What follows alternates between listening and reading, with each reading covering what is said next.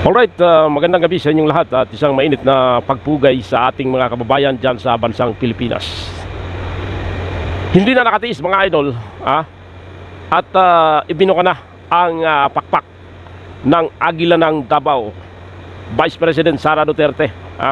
Hindi na nakatiis sa ginagawang kaliwat kanang pambabatikos, pambabastos sa pamilyang Duterte mga idol.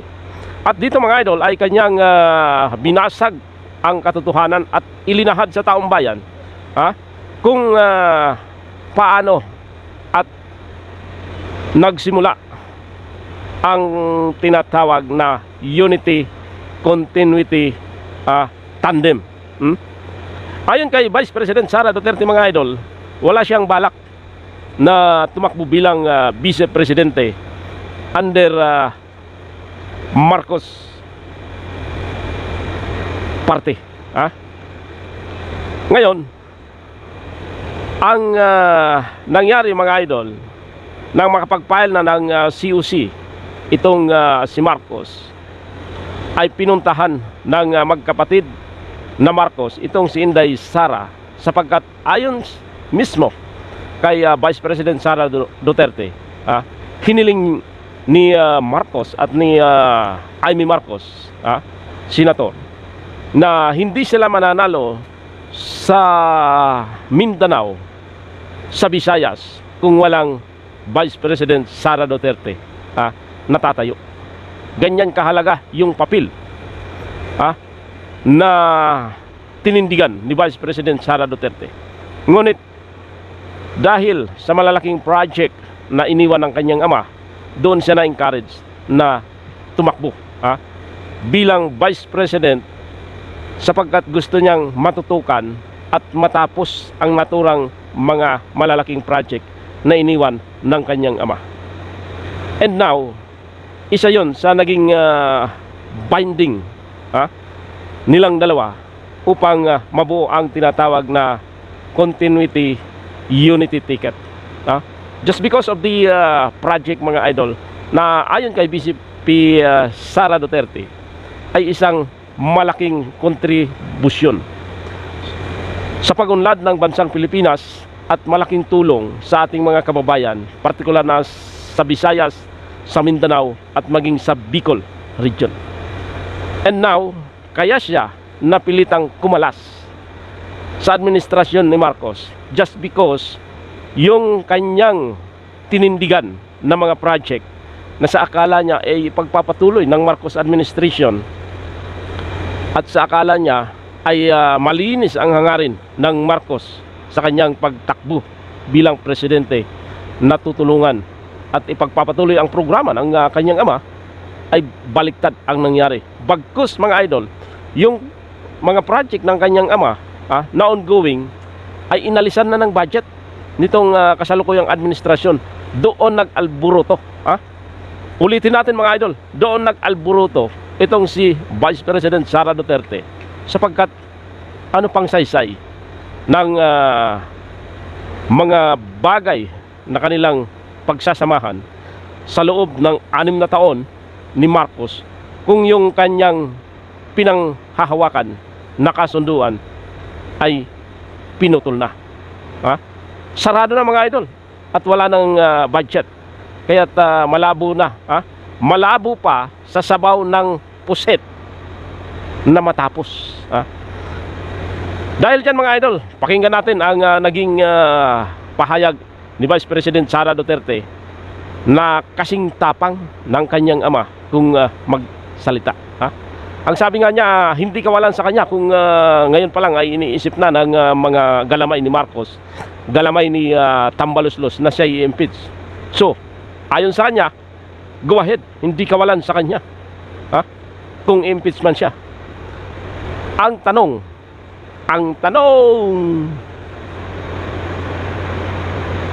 kawawa naman ang Marcos administration, sapagkat hindi papayag ang sambayanang Pilipino, ang 32 milyones na Pilipino na bumuto sa ating Vice Presidente. Baka sandaling gawin nila yan mga idol, mawindang ang gobyernong Marcos at mabaliktad. So, take note, pag-isipang mabuti yan ng Marcos administration, hindi padalos-dalos, sapagkat marami ang mga general na sumusuporta kay Vice President Sara Duterte. Pakinggan natin mga idol yung naging pahayag ni Vice President Sara Duterte. May kinalaman dito kung paano nabuo at paano nagsumamo ang magkapatid na Marcos para lang tumakbo si Vice President Sara Duterte bilang Vice President ni Marcos. Ha? Pakinggan natin. Ano, kung hindi mo lumapit na sa akin yung magkapatid na Marcos, sabi nila, hindi kami mananalo kung hindi mo tutulungan kami sa Mindanao at sa Visayas. Pwede naman tayo maghiwalay sa politika eh. Huwag lang maging bastos. Lumapit na sa akin yung magkapatid na Marcos. Sabi nila, hindi kami mananalo kung hindi mo tutulungan kami sa Mindanao at sa Visayas. Bakit? And all because, sinabi ko na dati, we are a threat to the perpetuation in power of people na interesado maging, sabihin na natin, Prime Minister, kung matuloy yung niluluto nilang tsa-tsa o President, kung hindi maluto yung tsa-tsa nila.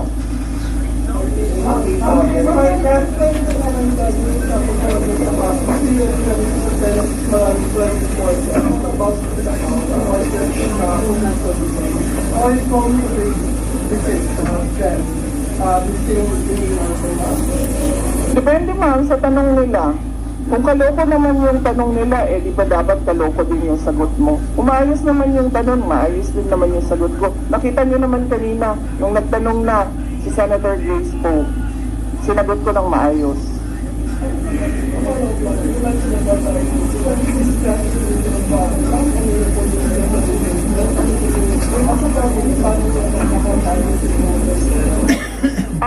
Sa amin po kasi, we put line. Hindi po kami nagkikriss-cross ng problema namin. Tulad po ng sinabi ko sa amin mag-asawa, kung issue ngayon, ang drugs maging siya lang ang magsasalita, siya ang mag-aasikaso. Yung issue ko sa confidential funds na tinitira, sa COA na hinahabol, sa impeachment na pinag-uusapan, sa akin din yan. Ganun din kami ni Pangulong Duterte. We have different set of lawyers for ICC. So iba yung nagtatrabaho para sa kanya, iba yung kinukonsulta ko para sa akin.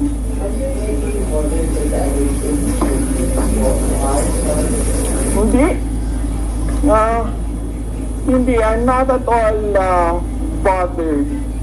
I am bothered na gusto nila i-frustrate ang pinili ng mga tao na maging Vice President, all because of power and politics. Pero kung ako lang, ulitin ko lang ha, unang-una, hindi ko gusto tumakbong President.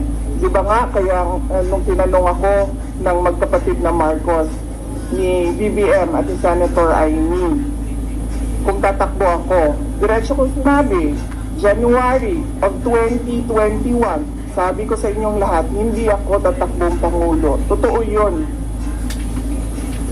Tapos, hindi ako tatakbong Vice President. Kasi hindi naman napag-usapan yon before the deadline of filing of candidacy. Hindi napag-usapan ang pagiging Vice Presidente. Kaya tumakbo akong mayor. Kasi ano bang pangarap ko sa buhay? Maka 3 consecutive terms na mayor ng Davao City. Yun yung pangarap ko. Tapos, pagkatapos ng filing of candidacy, lumapit na sa akin yung magkapatid na Marcos. Sabi nila, hindi kami mananalo kung hindi mo tutulungan kami sa Mindanao at sa Visayas.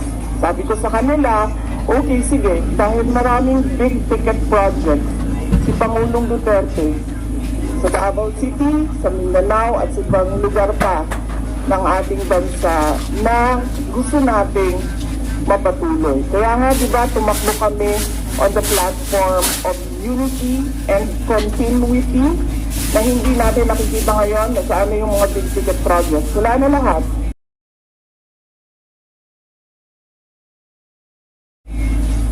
Created. Oh, so, pagpaalisin nila ako dito, or i-reach nila ako, hindi kawalan sa akin ang posisyon na Vice President. In the first place, hindi ko naman gusto tumakbong Presidente. Hindi ko gusto tumakbong Vice President.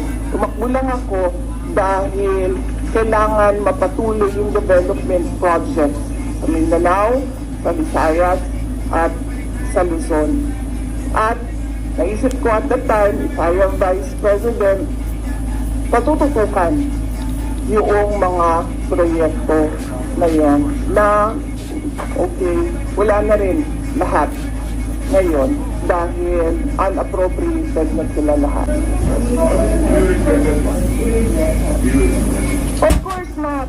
I do not regret running for Vice President. Kasi imagine niyo, kung ako mayor ngayon at hinahabol-habol nila ako dahil alam nilang pwedeng tumakbo ito sa 2028. Diba? O, diba? So, bakit ko nire-regret yan? Hahabulin nila ako. Alam nyo, kahit matanggal yan, hahabulin nila ako. Alam nyo, kahit matanggal nila ako as Vice President, hahabulin nila ako until the day na maupo sila sa 2028.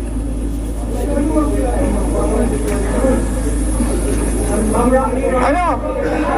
Ngayon na! Alam, mahirap sagutin ang 2028 kasi imagine niyo, pagbaba ko dito, nahulog ako doon sa hagdanan. Diba? E namatay ako bukas. Sayang yung paghahanda ko. Sayang yung paghahanda ko. Dahil ang layo ng 2028. Dapat magplano for 2028 sa 2027 at fourth quarter ng 2026.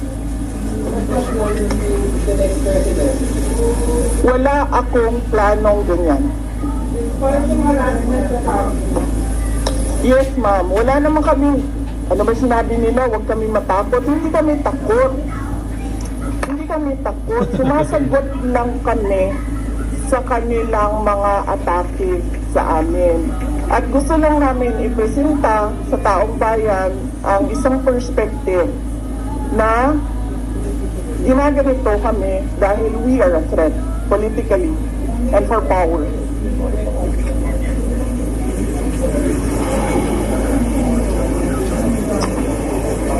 Do I regret helping do you want to answer the question? Or alam mo ba ang sagot?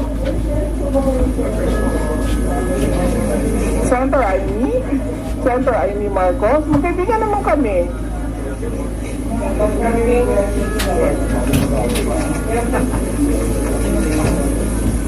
Kasi ganito yun, sabi ko nga kanina eh. Inisip ko na yan eh. Sabi ko kanina eh. Kung hindi man ako tumakbong Vice President, mayor ako, hahabulin pa rin ako eh. Hindi nga natin alam kung sinong mananalo nun eh. Kung hindi ako tumakbong Vice President, hindi siya ang President. So likely yung isa ang President. Eh lalo na yun. Kita nyo nga doon, di ba? Tanggalin daw ang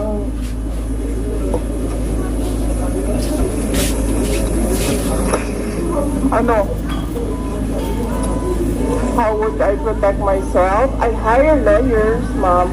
Yan na lang naman kasi talaga ang magawa ko. Pero kung makikita nyo, hindi na talaga sila sumusunod sa batas, sa harassment nila.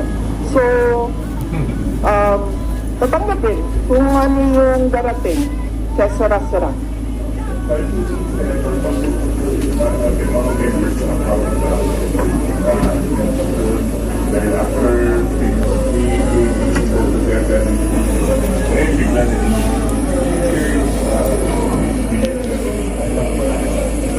Ako, lumaki ako sa politics. 9 years old pa lang ako, mayor na ang father ko. So from 9 years old until today, wala akong ibang